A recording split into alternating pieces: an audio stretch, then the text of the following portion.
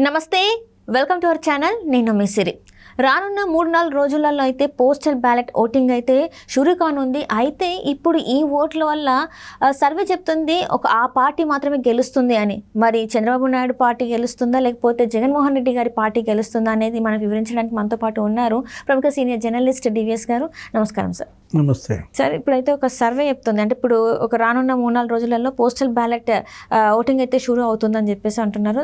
దీనివల్ల ఒక సర్వే అయితే ఒక పార్టీకి అయితే పక్క ఇంత శాతం అని చెప్పేసి అయితే చెప్తున్నారు, ఓటింగ్ శాతం ఇంత అని. అది మరి చంద్రబాబు నాయుడు గారికి అవ్వబోతుందా లేకపోతే జగన్మోహన్ రెడ్డి గారికి అవ్వబోతుందా సార్? పోస్టల్ బ్యాలెట్లు ఎవరిని డిసైడ్ చేయబోతున్నాయి?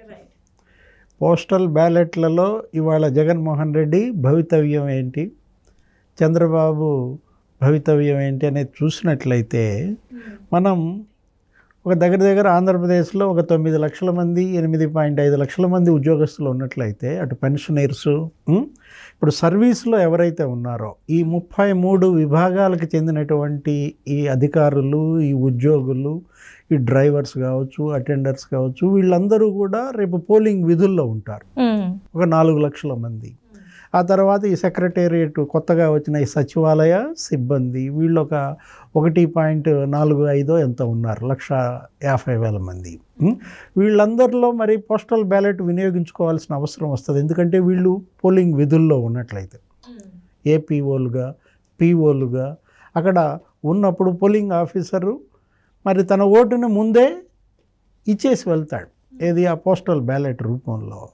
ఇప్పుడు ఇక పోస్టల్ బ్యాలెట్స్ వచ్చేసాయి. ఇక ఎన్నిక ఎంత ఉంది నీకు? కేవలం 13 రోజులు ఉన్న దీంట్లో ఒకవైపేమో ఉద్యోగుల్లో తీవ్ర వ్యతిరేకత, జగన్మోహన్ రెడ్డి ఇచ్చిన హామీలేమీ అమలు చేయలేదు. ఉపాధ్యాయుల్లో తీవ్ర వ్యతిరేకత. ఉపాధ్యాయులే కాదు, ఇప్పుడు ఈ సెక్రటేరియట్ ఎంప్లాయీస్లో కానీ, ఏపీ ఎన్జిఓల్లో కానీ అన్ని ఉపాధ్యాయ సంఘాలు, ఉద్యోగ సంఘాలు మనం చూసాం 5 ఏళ్లలో ఏ విధంగా అణిచివేతకి గురయ్యాయో. టీచర్లనే మందు షాపుల దగ్గర, లిక్కర్ షాపుల దగ్గర కాపలా పెట్టారు. దీంట్లో పొరుగు రాష్ట్రాల మంత్రులు కూడా అవహేళన చేశారు. ఏది ఇక్కడ తెలంగాణ మంత్రి అప్పట్లో హరీష్ రావు ఏమన్నాడు, మా దగ్గర మేము ఉద్యోగులకి 80% ఫిట్మెంట్ ఇస్తే అక్కడ ఉద్యోగుల్ని లోపలేస్తున్నారు టీచర్లని అన్నారు. మనం చూసాం.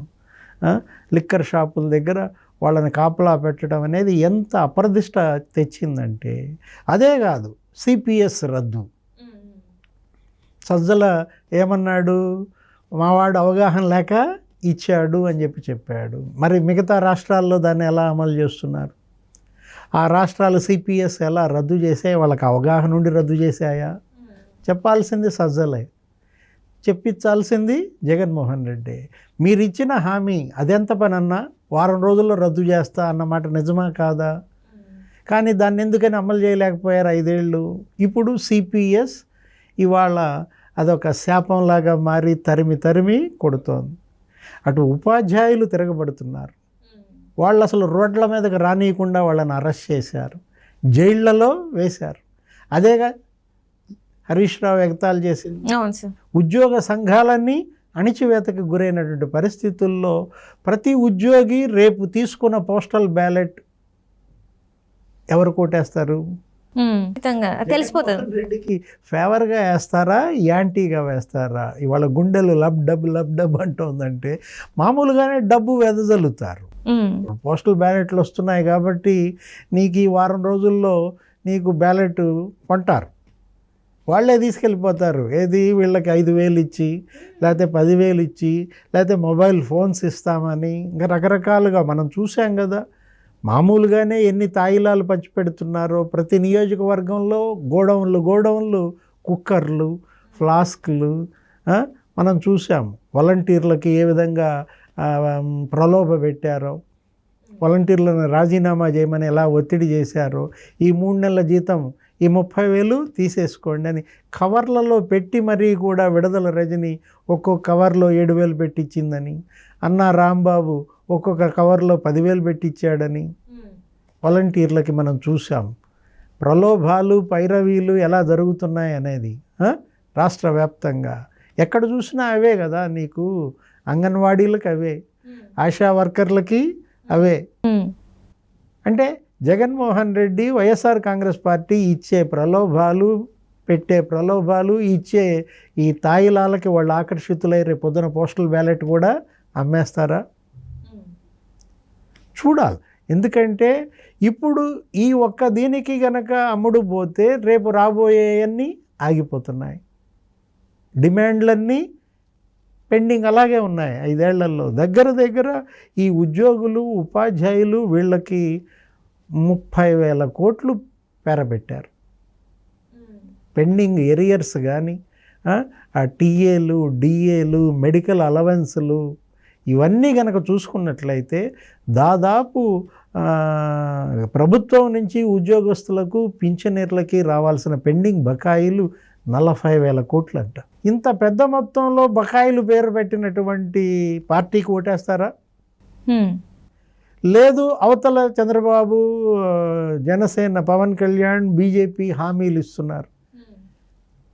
ఫ్రెండ్లీ ఎంప్లాయీ ప్రభుత్వం మాది, ఉద్యోగ మిత్ర ప్రభుత్వం మాది, మేము ఈ విధంగా చేస్తాం అని వాళ్ళు అంటున్నటువంటి పరిస్థితుల్లో ఎటు మొగ్గు చూపుతారు? పోస్టల్ బ్యాలెట్లు లబ్డబ్ అంటుంది. అందుకే అన్నమాట ఇప్పుడు ఈ 40,000 కోట్లు వాళ్ళ పెండింగ్ ఎరియర్స్ బకాయి పెట్టినటువంటి పార్టీకి, జగన్మోహన్ రెడ్డికి ఓటేస్తుందా ఉద్యోగ లోకం? ఇప్పుడు పెన్షనర్స్కి చాలా ఎగ్గొట్టాడంట. 30-40 ఏళ్ళు సర్వీస్ చేసినటువంటి పెన్షనర్సు, గవర్నమెంట్ ఉద్యోగులు, టీచర్లు ఇవాళ రిటైర్ అయిన వాళ్ళు 1వ తారీఖు వాళ్ళకి జీతం ఎరుగునా? 1వ తారీఖు పెన్షన్ వచ్చి 1వ తారీఖు జీతం పడి 5 ఏళ్ళు అయిందంట. ఆంధ్రప్రదేశ్లో ప్రభుత్వ ఉద్యోగులకు 1వ తారీఖు జీతం పడి, పింఛనీర్లకు 1వ తారీఖు పింఛన్ వచ్చి 5 ఏళ్ళు అయిందని. అసలు అది అలవాటే పోయింది. వాళ్ళు మర్చిపోయారు 1వ తారీఖు అనేది గుర్తులేదన్నమాట. మామూలుగా ఇవాళ ఈఎంఐలు కట్టలేక బ్యాంకులకు వీళ్ళంతా కూడా పిల్లల చదువులకో, పెళ్ళిళ్ళకో, ఏదో టీవీయో, లేకపోతే వెహికల్లో, లేకపోతే ఇల్లు కొనుక్కుంటారు కదా. దానికి బ్యాంక్ లోన్స్ ఉంటాయి కదా, ఈఎంఐలు కట్టాలిగా. గవర్నమెంట్ ఉద్యోగం అంటే అతను ఏదో పెద్ద పగలు తీస్తాడు, మాకు వెంటనే నీకు ఏమంటూ పడిపోద్ది, వెంటనే ఇచ్చేస్తాడు అని బ్యాంకులు వేలం వెర్రిగా వీళ్ళకి లోన్స్ ఇచ్చాయి. ఇప్పుడు అసలు గవర్నమెంట్ ఉద్యోగం అంటే బ్యాంకులు లోన్ ఇవ్వటం మానేసాయి. ఎందుకని? వాళ్ళకి ఈఎంఐలు కట్టే పరిస్థితి లేదు కాబట్టి అన్ని ఈఎంఐలు జంప్ అయిపోతున్నాయి.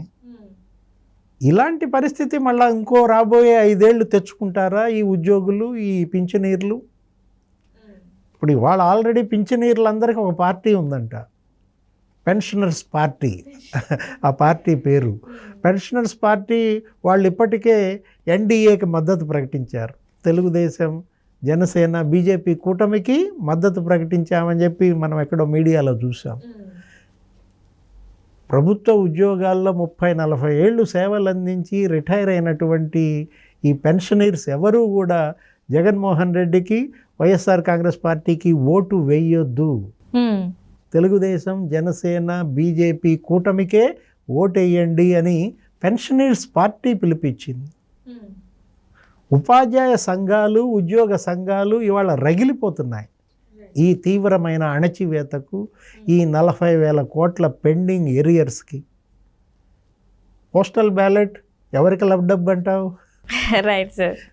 జగన్మోహన్ రెడ్డికి, జగన్మోహన్ రెడ్డి పార్టీకి లబ్డబ్ అంటోంది. వీళ్ళు ఒకవేళ రేపొద్దున డబ్బు ఇచ్చినా, 5,000 ఇచ్చినా, 10,000 ఇచ్చినా, లేదు మొబైల్ ఫోన్లు పంచిపెట్టినా వాళ్ళు వేయాల్సిన వాళ్ళకే వేస్తారు. Right sir. Right. Thank you so much sir.